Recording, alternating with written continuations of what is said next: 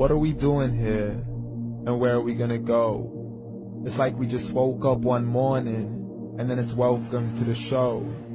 Don't ask any questions, just go with the flow. Make as much money as you can, and try your best not to get broke. Copy everything you see on the TV, from the hairstyles to the clothes, and don't think too often, just do exactly as you're told. And if you ever get confused, then just turn towards the alcohol. You'll still hear your thoughts, then just turn up the radio as you learn to live a lifestyle of drugs, sex, and rock and roll. But in all honesty, I just need to know, is there more to the cycle than growing and getting old? Living and dying just to leave behind a happy home and a whole lot of property that somebody else is going to own. I just really need to know before the casket's closed, 'cause I'm not willing to gamble with my soul, nor am I ready to take any chances. These are just simple life questions, and I'm just searching for some answers. Like, what are we doing here? And what is our purpose? How did we get here, and who made us so perfect? And what happens once we go, or is this world all really worth it? Questions we don't answer because apparently we don't really have to. There's no purpose to this life and our existence is merely natural. Then in that case, please let me ask you, did you create yourself, or was it somebody else who had fashioned you? 'Cause you're a being that's impeccable, faultless and unparalleled. You're a product of supreme intelligence, and I'm merely being rational. For there isn't a camera on this earth that can come close to the human eye, nor a computer that can compete alongside the human mind. And if the whole world was to come together, we wouldn't be able to create a single fly. So many signs, yet we still deny. As science tries to justify that all this could come from none, when it's a simple sum. 0 plus 0 plus 0 cannot possibly ever give you 1. So from where did all this order come? For everything has its origins, a maker, a creator of its own. I mean, the only reason you're watching this video is because somebody had to press upload. So we can believe in the Big Bang, but I'd rather believe in He who caused it to explode.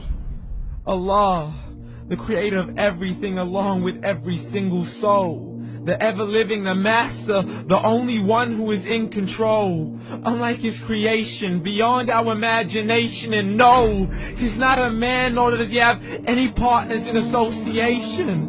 He's on his own. And no, he did not ever leave us alone. Just like every manufacturer, he left us with an instruction manual. The Quran and Islam, and I'm sorry to jump to conclusions, but it's the only one possible. The only definition of God is the one and only supreme being. It's logical, a book with 0 contradictions, with miracles that are both scientific and historical, all revealed over 1400 years ago.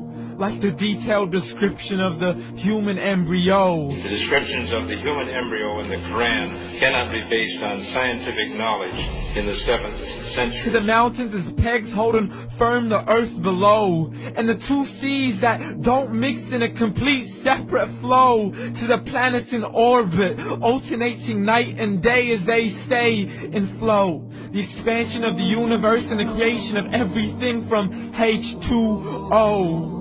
To the stories of the past and the preservation of Pharaoh. To identifying the lowest point in the land where Persia defeated Rome. The gushing fluid that created man in the glands between the ribs and the backbone. And not a word has changed, it's still the same. So please explain how all this was known over 1400 years ago.